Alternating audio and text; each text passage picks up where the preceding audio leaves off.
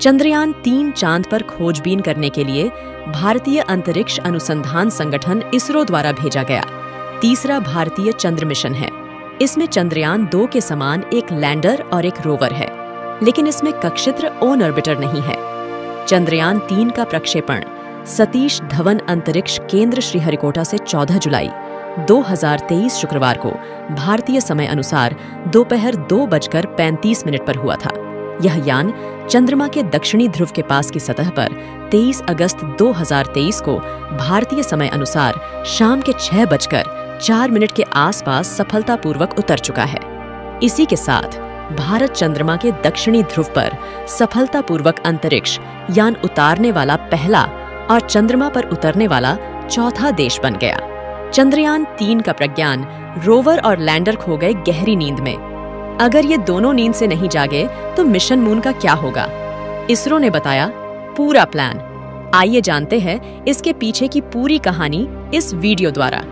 भारतीय अंतरिक्ष अनुसंधान संगठन 30 अगस्त 2023 की शाम को चंद्रमा पर चंद्रयान-3 के लैंडर विक्रम को उतारकर इतिहास रच दिया था। उस पर सबकी नजर अभी भी बनी हुई है। चांद पर दिन हो चुका है। इसरो लगातार लैंडर और रोवर से कांटेक्ट करने की कोशिश में जुटा हुआ है, लेकिन अभी तक कोई रिस्पांस नहीं मिल पाया है। तो क्या मिशन मून की जर्नी यहीं तक थी? विक्रम लैंडर और प्रज्ञान रोवर दोनों को चांद पर रात होने की वजह से स्लीप मोड पर डाला गया था। चांद पर रात में तापमान 0 से -200 डिग्री सेल्सियस तक नीचे चला जाता है। रोवर की बैटरी और दूसरे टूल्स केवल सूरज की किरणों से ही चार्ज किया जा सकता है। रोवर को सुलाने से पहले ऐसी दिशा में रखा गया था कि सूर्योदय होने पर सूरज की रोशनी सीधे सौर पैनलों पर पड़े। उम्मीद मुताबिक ऐसा ही हुआ। इसके बावजूद चांद पर दिन होने के बाद जब विक्रम लैंडर और प्रज्ञान रोवर को जगाने की कोशिश की जा रही है और उनसे कोई संकेत नहीं मिल रहे हैं। हालांकि मिशन ने अपने उद्देश्य को पूरा कर लिया है, लेकिन ये कभी भी पृथ्वी पर वापसी की यात्रा नहीं करेगा। ये चंद्रमा की सतह पर ही रहेगा। इसरो का कहना है कि अगर लैंडर और रोवर फिर से एक्टिव हो जाते हैं तो उन्हें सालों तक काम में लाया जा सकता है। दोनों के स्लीप मोड में जाने के साथ ही चंद्रयान-3 मिशन के दूसरा चरण सफलतापूर्वक पूरे हो चुके हैं। इसरो अब भी संपर्क की कोशिश कर रहा है और अगर कांटेक्ट होता है तो यहाँ से मिशन का तीसरा चरण शुरू होगा, जिसमें बोनस जानकारी जुटाई जाएगी। अगर ये दोनों जाग जाते हैं तो चांद की सतह पर हाइड्रोजन का पता करना संभव होगा। जैसे ही अंतरिक्ष यान इस निष्क्रिय चरण में प्रवेश करता है, उसे नई चुनौतियों का सामना करना पड़ता है। खासकर चंद्रमा के वातावरण से उत्पन्न होने वाली चुनौतियों का सामना उसे करना पड़ता है। लैंडर विक्रम और इसका दोस्त साथी प्रज्ञान रोवर को निष्क्रिय कर दिया गया है। ऐसा करने से सूक्ष्म उल्कापिंड प्रभावी के प्रति संवेदनशील हो गए हैं, जो स्थिर चंद्रमा मिशन के लिए आम खतरा है। यही घटना केवल चंद्रयान-3 के लिए नहीं, इससे पिछले मिशनों को भी प्रभावित करने का काम इन उल्कापिंडों ने किया है। इसमें अपोलो यान भी शामिल है, जो चंद्रमा पर मौजूद है।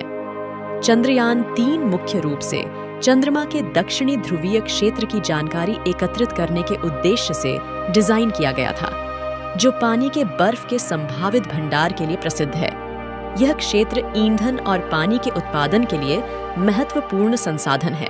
मिशन में प्रज्ञान रोवर को चंद्रमा के भूभाग पर अपनी गतिशीलता प्रदर्शित करने का काम सौंपा गया था, जबकि लैंडर को नरम और सुरक्षित चंद्र टचडाउन करने के लिए तैयार किया गया था। अल्फाकन एक्स-रे स्पेक्ट्रोमीटर और लेजर प्रेरित ब्रेकडाउन स्पेक्ट्रोमीटर से लैस प्रज्ञान रोवर चंद्रमा सतह के रासायनिक विश्लेषण के बारे में जानकारी एकत्रित कर रहा था। इसके महत्वपूर्ण निष्कर्षों से चंद्रमा के दक्षिणी ध्रुव के पास सल्फर की उपस्थिति की, जो महत्वपूर्ण वैज्ञानिक खोज थी। सल्फर के अलावा प्रज्ञान रोवर ने एल्यूमिनियम, कैल्शियम, लोहा, क्रोमियम, टाइटेनियम, मैग्नीज, सिलिकॉन और ऑक्सीजन सहित अन्य और तत्वों का पता लगाया। इसके अलावा रोवर ने चंद्रमा के भूकंपों की निगरानी के लिए डिजाइन किए गए विशेष उपकरणों का उपयोग करके चंद्रमा की भूकंपीय गतिविधियों का पता लगाने में भूमिका निभाई। चंद्रयान-3 मिशन फेल या पास। इसरो के मुताबिक चंद्रयान-3 के लैंडर और रोवर को चांद पर 14 दिनों तक काम करने के लिए डिजाइन किया गया था।